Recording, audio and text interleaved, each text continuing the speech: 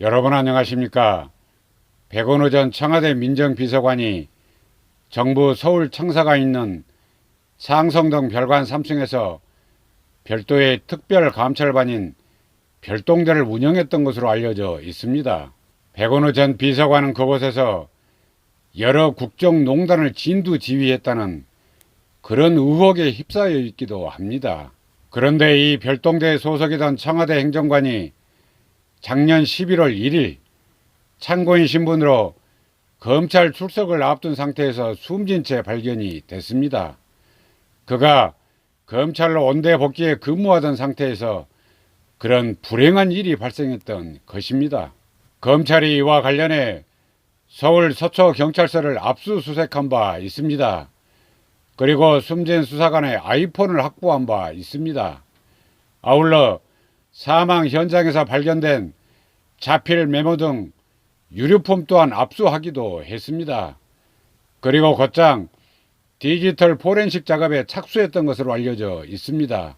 그러나 아이폰 비밀번호 해제에 애로를 겪다가 최근 들어서 마침내 그 비밀의 문을 열게 됐습니다. 그가 사망한 지 4개월 만에 판도라 상자를 훤히 들여다볼 수 있게 된 셈입니다. 검찰은 이에 대해 유족과 사전 협의를 거쳤다고 합니다. 그리고 유족과 경찰 입회하에 휴대전화 내부 자료를 분석 중인 것으로 전해지고 있습니다. 디지털 포렌식 작업을 통해서 범죄 지시자 및 가담자들과 나눈 대화 내용, 아울러 문자 내용 및 인터넷 검색 기록 등을 그렇게 확인할 수 있을 듯 싶습니다.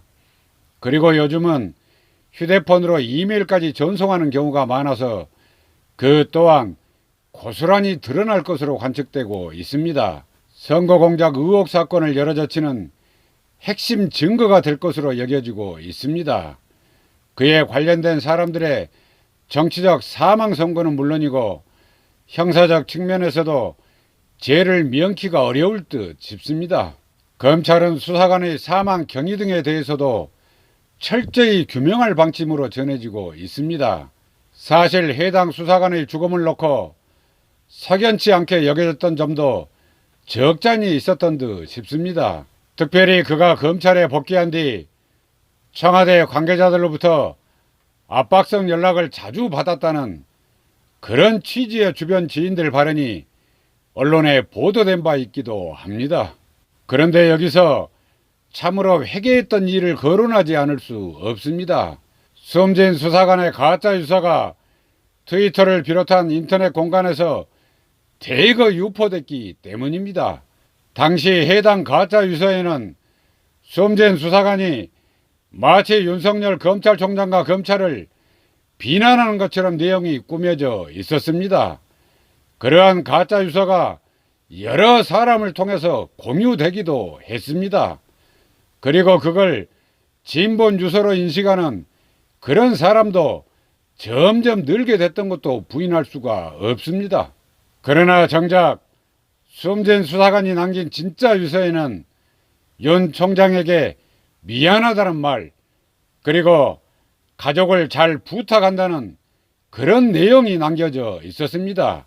당시 윤석열 총장은 사망한 검찰 수사관 빈소에서 장시간 머무르기도 했습니다.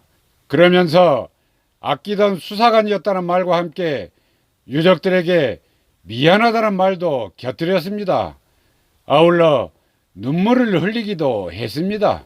이후 검찰은 지난 1월 29일 백원호 전 민정비서관과 황운하 전 울산경찰청장 그리고 한병도 전 정무수석 등 총 13명을 공직선거법 위반 등 혐의로 불구속 기소를 했습니다.